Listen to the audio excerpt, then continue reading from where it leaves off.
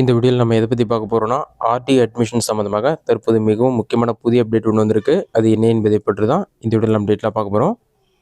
இது சம்மந்தமான அப்டேட் செய்தித்தாளில் தான் வெளியாகி உள்ளது. அதில் என்ன சொல்லியிருக்காங்கன்னா, தமிழகத்துக்கு கல்வி உரிமை சட்ட நிதின்னு சொல்லி மென்ஷன் மத்திய அரசுக்கு உயர்நீதிமன்றம் உத்தரவு. இது வெளியான தேதி பார்த்தீங்கன்னா ஜூன் 10ஆம் தேதி தான். இதில் என்ன சொல்லியிருக்காங்கன்னா, கல்வி உரிமை சட்டத்தின் ஆர்டியின் கீழ் தனியார் பள்ளிகளில் மாணவர்களை சேர்க்க ஒதுக்க வேண்டிய நிதியை தமிழக அரசுக்கு மத்திய அரசு உடனே ஒதுக்க வேண்டும் என்று சென்னை உயர்நீதிமன்றம் உத்தரவிட்டது. கல்வி உரிமை சட்டத்தின்படி 1 முதல் 8ஆம் வகுப்பு வரை அனைத்து மாணவர்களுக்கும் கட்டாய கல்வியை அளிக்க வேண்டும்.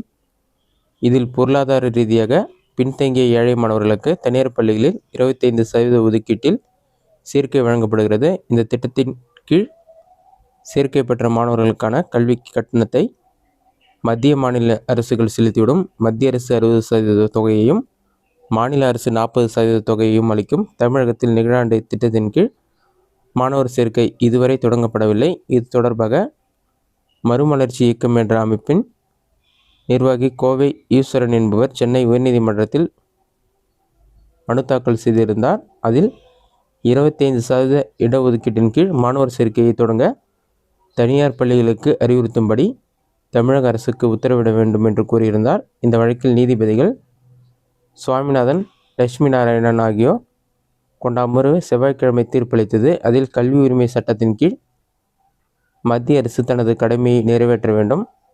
சமக்கர சிக்ஷா திட்டம் என்பது தேசிய கல்விக் கொள்கையை அமல்படுத்துவதை போன்றது என்பது உண்மை. கல்வி உரிமை சட்டத்தின் கீழ் உள்ள கடமைகள் சுதந்திரமானவை. கல்வி உரிமை சட்டத்தை அமல்படுத்த நிதி ஒதுக்கீடு உள்ளிட்ட பொறுப்புகள் மத்திய மாநில அரசுகளுக்கு உள்ளன. தேசிய கல்விக் கொள்கையுடன்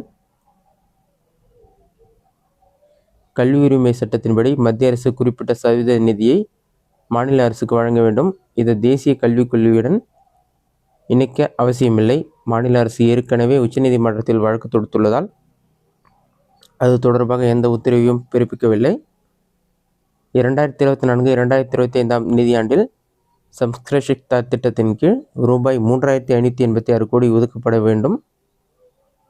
இதில் மத்திய அரசின் பங்கு ரூபாய் 2151 கோடி.